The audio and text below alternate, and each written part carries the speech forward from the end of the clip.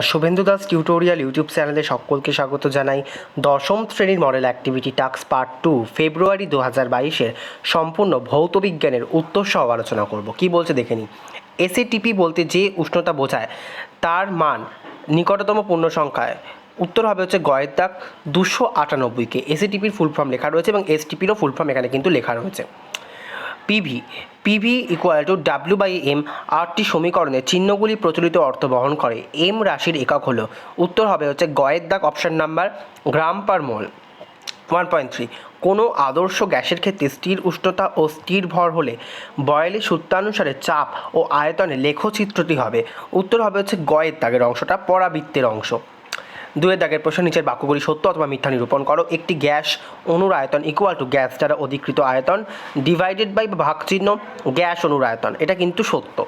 2.2 12C equal to 12.0000 mu এর পরিবর্তে অন্য কোনো সংখ্যামান ধরা হলে এসটিপিতে যে কোনো গ্যাসের মৌলের আয়তন একই থাকবে, এটাও কিন্তু সত্য। 2.3 নির্দিষ্ট উষ্ণতা ও চাপে দুটি আদর্শ গ্যাসের আয়তনের অনুপাত গ্যাস দুটির মোল সংখ্যার অনুপাতের সমান, এটাও কিন্তু সত্য।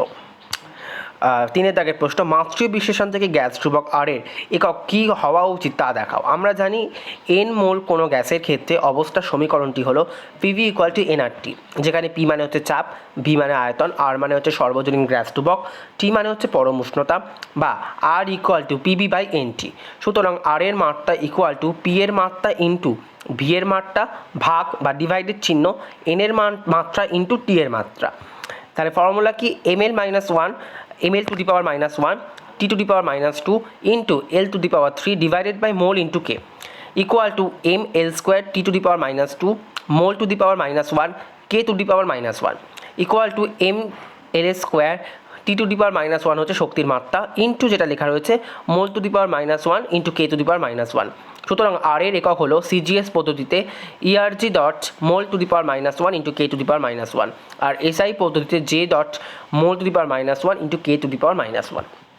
এই হচ্ছে উত্তর। ভিডিও পজ করে করে তোমরা কিন্তু সুন্দরভাবে খাতায় লিখে নাও। 3.2 প্রধানত কোন কোন কারণে বাস্তব গ্যাসগুলি আদর্শ আচরণ থেকে বিচ্যুত হয়। 1873 খ্রিস্টাব্দে বিজ্ঞানী ভ্যান্ডার ওয়ালস বাস্তব গ্যাস আদর্শ আচরণ থেকে বিচ্যুতির কারণ হিসাবে গ্যাসের গতীয় তত্ত্বের দুটি ত্রুটি উল্লেখ করেছেন। 1 নম্বর হচ্ছে আয়তন সংক্রান্ত ত্রুটি। গ্যাসের গতীয় তত্ত্ব অনুসারে গ্যাসের অণুগুলির বিন্দুভর হিসাবে কল্পনা করায় গ্যাসের অণুগুলির আয়তন আধারের আয়তনের তুলনায় নগণ্য ধরা হয়েছিল, কিন্তু বাস্তব গ্যাসের অণুগুলি যতই ক্ষুদ্র হোক না কেন এদের নির্দিষ্ট আয়তন আছে। বাস্তব গ্যাসের অণুগুলির অবাধ বিচরণের জন্য কার্যকরী আয়তন পাত্রের আয়তনের তুলনায় কিছুটা কম হয়। ফলে উপরিউক্ত কল্পনা উচ্চ উষ্ণতা ও নিম্নচাপের ক্ষেত্রে সত্যি হলেও অন্য সময়ে নির্ভুল নয় দাঁড়ি।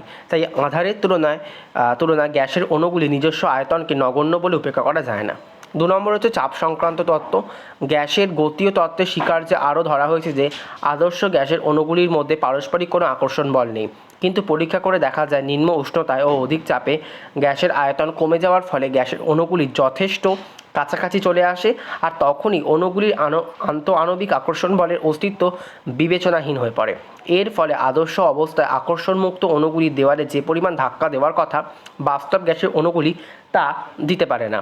অর্থাৎ বাধাহীনভাবে আদর্শ গ্যাস পাত্রের দেওয়ালে যে চাপ প্রয়োগ করে বাস্তব গ্যাস দ্বারা প্রযুক্ত চাপের পরিমাণ তা অপেক্ষা কম হয়। পরবর্তী প্রশ্নে আমরা চলে যাব। 3.3 স্থির চাপে স্থির ভরে আদর্শ গ্যাসের ক্ষেত্রে ভি মাইনাস টি ও ভি মাইনাস টির লেখচিত্র কেমন হবে এঁকে দেখাও। উত্তর তোমরা কিন্তু স্ক্রিনে দেখতে পাচ্ছ উত্তরটা কেমন করে লেখা রয়েছে। এইরকম করে দুটো দাড়ি টানবে আর এদিকে ডটেড এদিকে একটা লম্বা লাইন টেনে দেবে। এটা হচ্ছে -273°C, এদিকে টি। স্থির চাপে স্থির ভরের আদর্শ গ্যাসের ক্ষেত্রে ভি মাইনাস টি লেখচিত্র, আর নিচেটা রয়েছে হচ্ছে ভি মাইনাস টি ক্যাপিটালের লেখচিত্রটা এরকম হবে, দেখে নাও। এই যে, ঠিক আছে, আশা করি বুঝতে পারলে।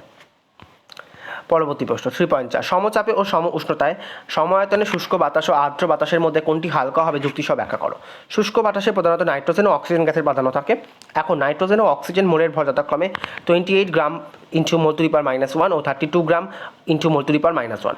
আবার শুষ্ক বাতাসে নাইট্রোজেন ও অক্সিজেনের উপস্থিতির অনুপাত প্রায় 4:3। শুষ্ক বাতাসের গড় মোলার ভর ইকুয়াল টু 28 × 4 + 32 × 1 ডিভাইডেড বাই 4 + 1 গ্রাম।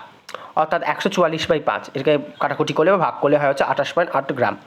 আর্দ্র বাতাসে প্রচুর পরিমাণে জলীয় বাষ্প উপস্থিত থাকে, তারই জলীয় বাষ্পের মোলার ভর 18 গ্রাম into mole to the power -1। সুতরাং জলীয় বাষ্প শুষ্ক বাতাস অপেক্ষা হালকা হয়, তাই বাতাসে জলীয় বাষ্প উপস্থিত থাকলে অর্থাৎ বাতাস আর্দ্র হলেও তার গড় মোলার ভর শুষ্ক বাতাসের মোলার ভরের চেয়ে কম হয়, তাই শুষ্ক বাতাস ও আর্দ্র বাতাসের মধ্যে আর্দ্র বাতাস হচ্ছে হালকা। নিচের প্রশ্নগুলোর উত্তর দাও। 3.3 × 2 = 6 একটি আদর্শ গ্যাসের মধ্যে কিছু ধূলিকণা রয়েছে। ধূলিকণা চাপে আনমোনায় উষ্ণতা স্থির রেখে গ্যাসের চাপ ও দ্বিগুণ করা হলে ধূলিকণা সহ গ্যাসের আয়তন 1000 ml থেকে কমে 500.25 ml হয়। ধূলিকণার সামগ্রিক আয়তন কত? ধরি ধূলিকণার সামগ্রিক আয়তন V × ml। গ্যাসটির প্রাথমিক আয়তন হচ্ছে V1 = 1000 - V ml।